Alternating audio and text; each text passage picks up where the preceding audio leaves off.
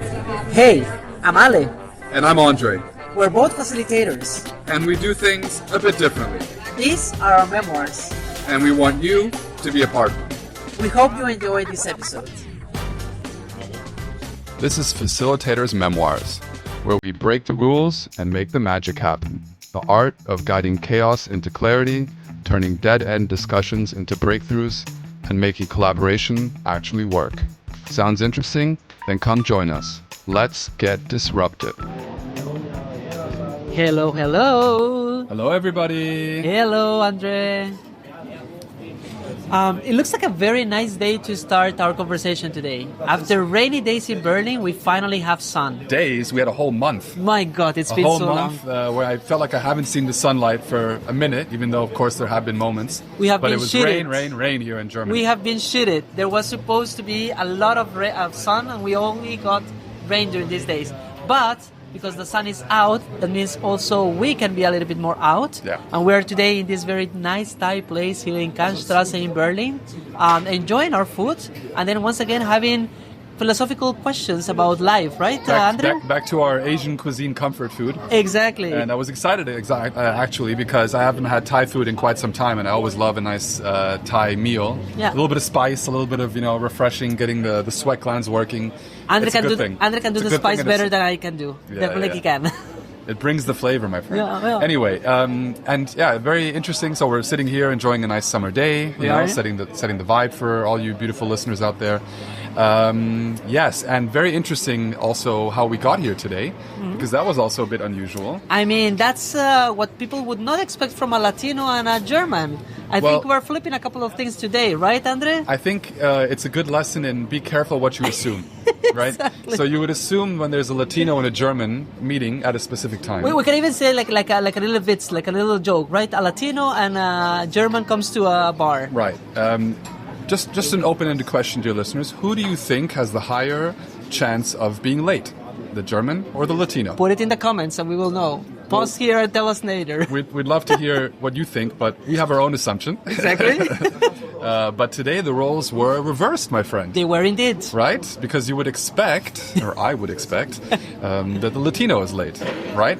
Which is actually not something I expect out of nowhere. It's having many Latino friends who have come late many It does many happen. times. It does happen. Our perception of time is very different. But not this Latino, because this Latino has been living here for a while already. Yes.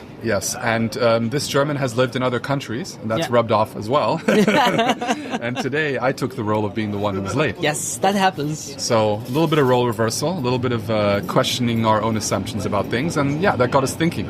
Yeah. Right? How does that tie into facilitation and what we do? Yeah. And it also got me thinking about a movie I liked when I was a child. Yeah. I don't know if everyone's listening that knows it. If not, I recommend watching it. It's actually a fun, light movie, Yeah. very fitting to what we're talking about, and it's called Freaky Friday. Freaky Have you seen it, my Friday, friend? yes, of course. The one with the mother and the daughter flipping their minds and their bodies, I think it was, Yeah. right? If I remember correctly, it's been a while since I've seen it. The mother, assumed the child's life was easy. The child Exactly. assumed the mother's life was easy. Yeah. And then fate would have it, they switched bodies. Excellent example in empathy, right? Yeah, and then they were forced to, get to know the other perspective. Yeah. And that is something that I think, anyone can benefit from. And I think, Yeah. if I remember correctly, that movie, there's a happy end where they do benefit from that role reversal. From understanding the other perspective of the Yeah. other person. And that got me thinking about, my facilitation experiences, and one that I had not too long ago. Yeah. And I'd love to share it with you. Go ahead, please share it, Andrew. So, I think the listeners who've caught a few episodes by now know that, I work a lot with young people. Yep. I work outside of schools, but I also work sometimes in schools. And I had a very interesting workshop sometime this school year, about half a year ago, with a group of teachers in a primary school. Okay, preparing the teachers. Right, and this primary school is kind of going a new way, which is also very interesting and exciting, and I get to be a part of. They basically have this new format where a couple of lessons on a specific day, 4 lessons, so about 3 hours of time, are open for the students from the 4th to the 6th grade to discover their own interests. That's super nice, And to okay. develop their own projects. Right. It just has to be related to the sustainability goals Right. from the United Nations. but that gives a broad range of possibilities. And it's connected to themselves, right? To what they want to know. That's the idea. It's an opportunity for them to think about what they're interested in, find a topic, explore it, and really develop their own project. Yep. Of course, they don't have much experience with that. Normal school life is not like that. And also what was interesting is that the teachers didn't have much experience with it. So they need to be prepared, exactly. Right, and I had this very interesting role of being in the school, facilitating that process in the computer room, helping with the digital learning aspects of it. Right. And I was able to observe the teachers, and the teachers were able to observe me. And that led to a training workshop for the teachers. Yeah. How can they better assist young people in this type of work, in developing projects, in sparking an interest, in working together in a group? So the teacher training the teacher, like the trainer, the teacher training teacher. Classic train the trainer. Exactly. Although I'm not a teacher. Yeah. In a classical sense, right? So it was very interesting, but what I definitely wanted to incorporate, and I did in that session, was I learned very quickly observing, diagnosing, as we know as facilitators. We're always kind of looking with intention, right? Looking to understand. And I was looking at the teachers as well as the students, but when looking at the teachers, I noticed they were having difficulty putting themselves in the students' perspective, in the students' shoes, and we're giving them guidance very much from a teacher top-down perspective. Right. And I felt like it was missing the point. Yeah. Right? And from the reaction of the students and seeing them not really learn how to do it better after such an interaction, sometimes of course it helped, that there was something missing there. Yeah. And that's what I wanted to touch on in the workshop, and how I was thinking. And as we know, recently we started talking in one of the previous episodes about how do human beings learn best. Yes, exactly true. We were talking about that. And we may have mentioned it already, but human beings learn best through experience, through own experience. Yeah. I get to try something. That's kind of what the facilitator is creating, an experience for them to grow or to learn something. Exactly. And if I'm not mistaken, that's also something that you have in your focus when you're running a workshop. How can I get my participants to actually experience something more than just acquiring knowledge and being a passive participant? Because they can absorb it from anywhere, but the experience of being with others makes the difference in our cases, right? Exactly. Right. So I noticed this lack of perspective change. Right? And I felt the need for Freaky Friday group session. Right, exactly. So let's put ourselves in the perspective of another person. Exactly. And I think any facilitator listening might be curious to hear how I did that exactly. So what did this exercise look like? So what I did was I split the teachers up into 3 groups. Okay, and a diverse mixture of groups. I picked the groups. I wanted specific teachers to be together. Right, because there's some who are already a little bit more inclined to dealing with this in a positive way, or more open to it, have the personality for it, and then there's some teachers, maybe those also that have done their profession for a very long time, lack the self-reflection on a daily basis. I felt like maybe put them together in a group and see how they can also share their experiences that they have with each other. And also the other benefit was, I'm not going to be there on a daily basis to support the teachers in action. They have to figure it out themselves. Right. Exactly. Connecting them amongst each other in a way that they can support each other. So I did that, and I gave those 3 groups 3 case studies, 3 student profiles. Okay, like personas of them. Personas. I developed a persona, basically like a grade, an age, and something that they were having difficulty with. All right, and these were all common examples from this project. Okay. So one of them was, how do I even start? I don't have an interest that has anything to do with these topics. So it's a persona that was having problems starting with the project. Right. Like a mixture of I don't care and I don't know what to do. Helpless. I would say a helpless person. The helpless persona, yes. And initially non-interested, and at the same time helpless person. Somebody who doesn't know how to do it, but also isn't really caring too much about trying. Right? And those go together. With young people, and those there's are different variations of it, but at least just to give the overview of why the reason is that they cannot start, right?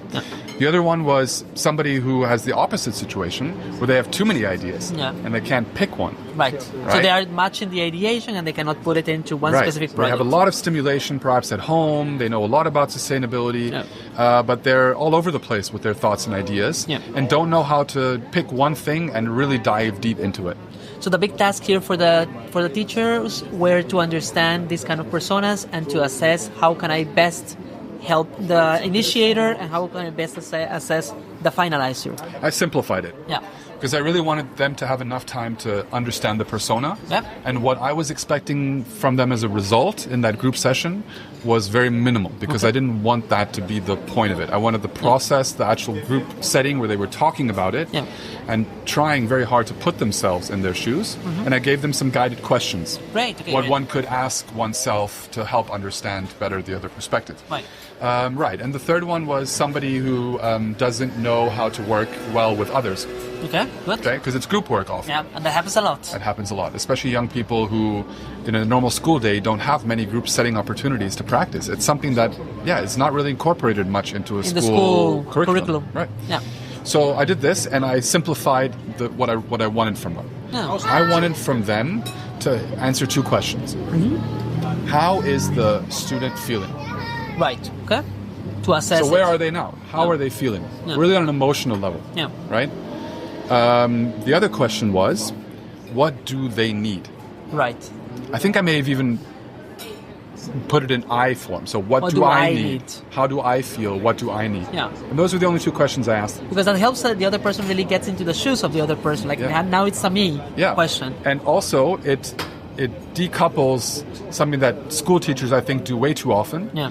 Is the support process of helping a young person directly through an interaction and tying it to content. Right. Or de-empowering the person actually to learn and just basically saying like you can actually do it yourself. Yeah. Right. Empowering and also really picking the student up where they are. Right. Exactly. And not expecting them to be somewhere else, shouting at them for not being somewhere else or whatever, So, and the feedback I got was, wow, this was really helpful. Right. And this is something we really haven't done much. Yeah.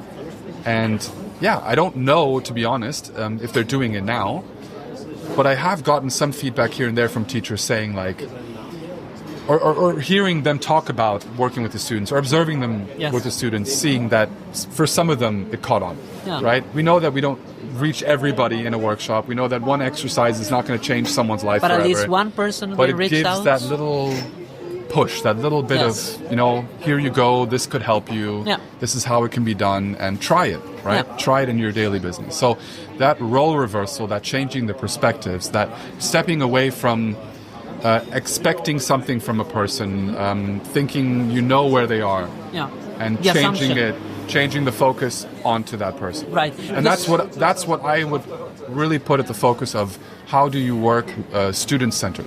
Student-centered education, that's essential. I think it's quite certain what you're saying, Andrew, from the point of view of we as teachers, as facilitators, as trainers, normally go from a lot of assumptions, and most of those assumptions are well-intended from the point of view of trying to understand the complexity of human behavior in the best possible way. And for us, it is like I think I know how to make a process that can be like a recipe that I can replicate for every single person, and then every single person should have the same result. Right. We're kind of having a conversation. But is that reality? Right? That's exactly the point, right? Because I think then if I talk to Kimberly and Kimberly understood it like this, Andre, you should be able to also understand. And it's not like that, right? We know that life is more complicated than that, and it has to do with our emotions, our mood, our life history, like everything that we have gone through, our experiences before. That all affects not only how we learn, but how we want to learn today, which is even more complex, right? Normally it could be that I would be able to learn this in a visual way, in a simple way, but for today I cannot do it like that because my mood is not in that place. Right. I'm not in the emotional state also to pay attention to something, right? So understanding where you are, the where am I question that I asked the teachers to answer for the students, putting themselves in the student shoes, is basically you're saying like that's where we have to start from all the time. Exactly. Yeah. And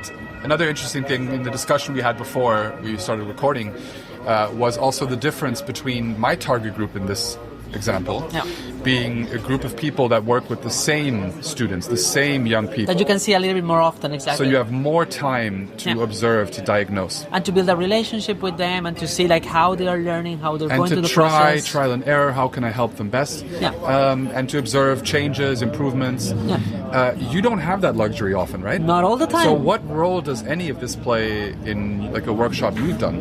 In my case, I think it's important also to give a little bit of a background to our listeners. trainers that many cases, for example, in my case, I work in trainings or I do workshops where I come to a place where there are many, if not everyone, being unknown to one another. Sure. So totally strangers to one another, right? Really, yeah. And when you're talking to strangers, they all have different interests, different reasons for being there.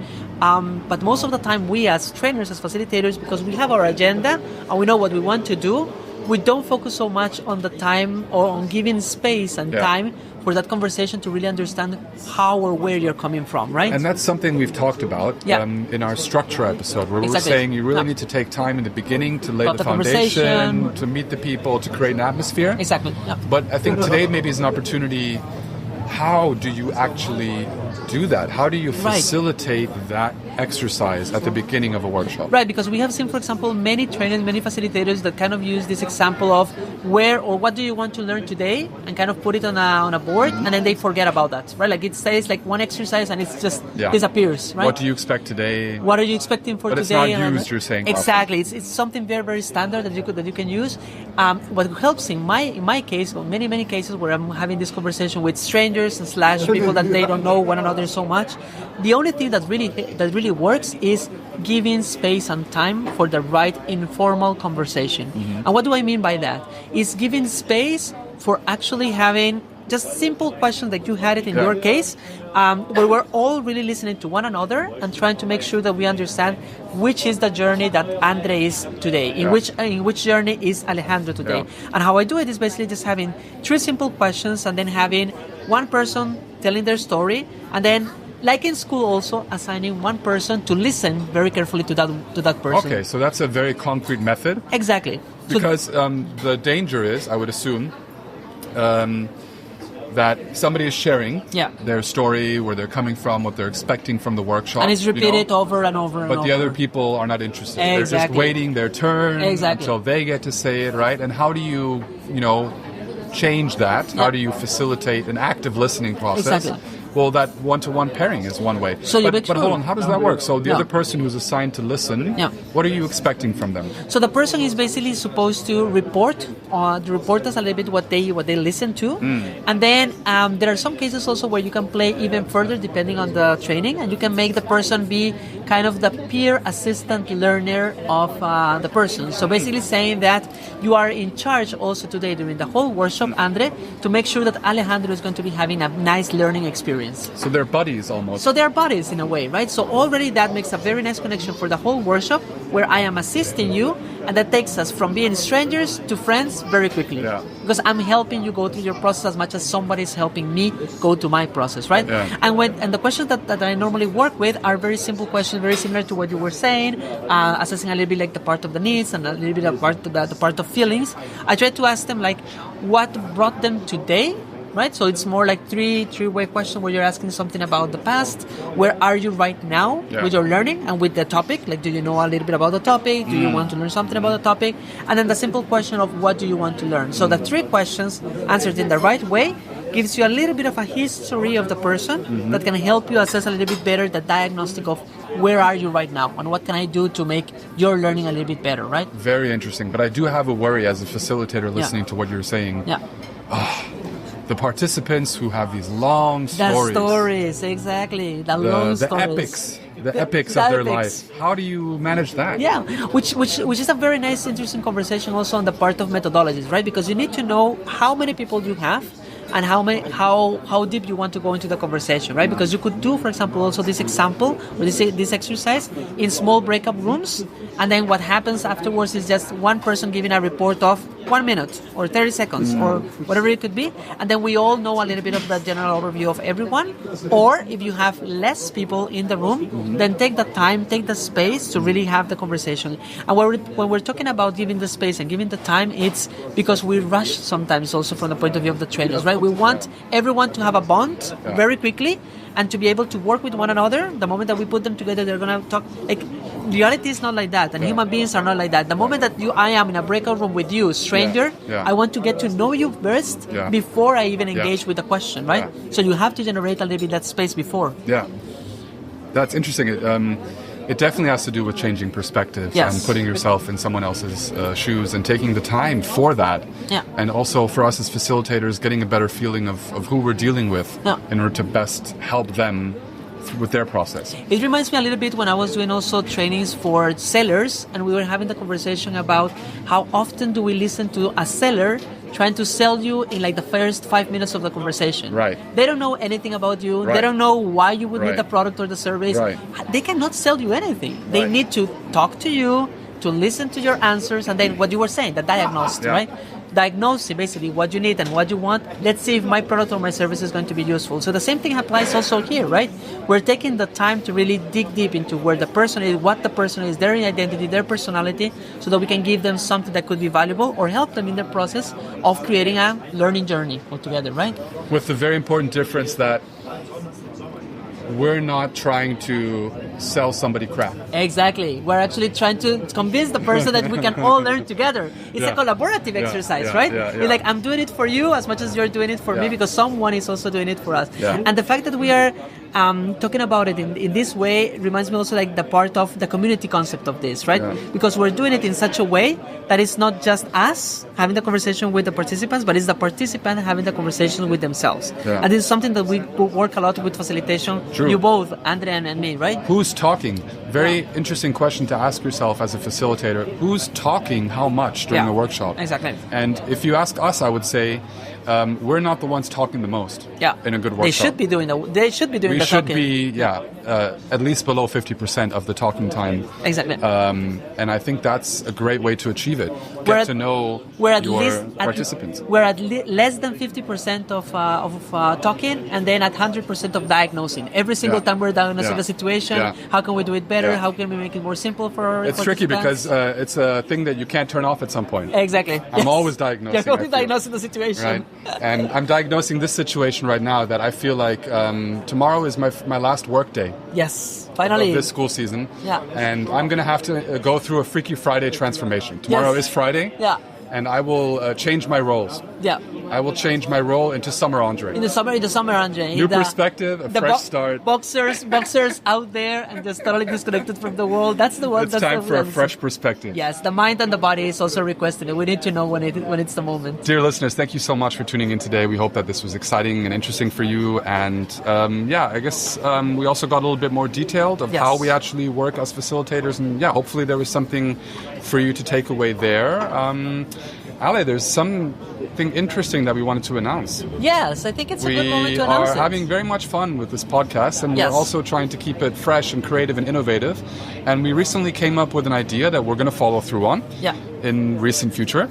And we would like to share it with you and invite you to join us if possible. Namely, Ale, we are going to go live. Hey. Oh my God, we're gonna go live with our fans, with our people and with our faces. Yes, and we're oh my God, and that was the complicated part. Yes, and the faces are gonna be there. I thought that you guys thought that we were only voices. Yeah. We are not. Yeah. I mean, you'll have to believe it to see it if you don't believe us, but we will prove it to you. Please come. And we plan on doing so this year at some point in the fall. We're going to have a live recording of one of our podcast episodes at a fun, creative space. Of course, there will be food. Of course, there will be conversation.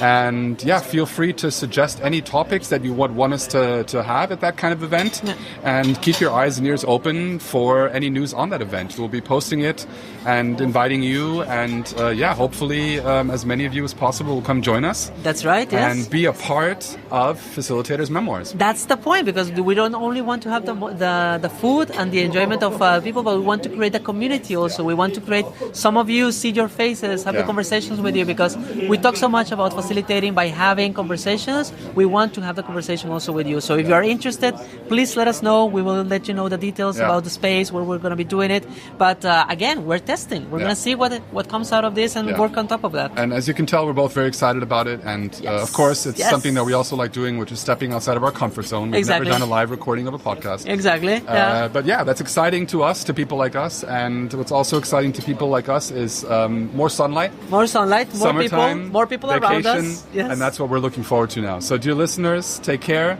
Take care. Of course, you will have your monthly episode. Do not worry. That would but help. yes, feel free to picture me and Ale in the sun enjoying our life. Send us the pictures of how you imagine us before the event. We will put them in the gallery. Take care, everybody. Take care, See you soon, everyone. hopefully. See you soon.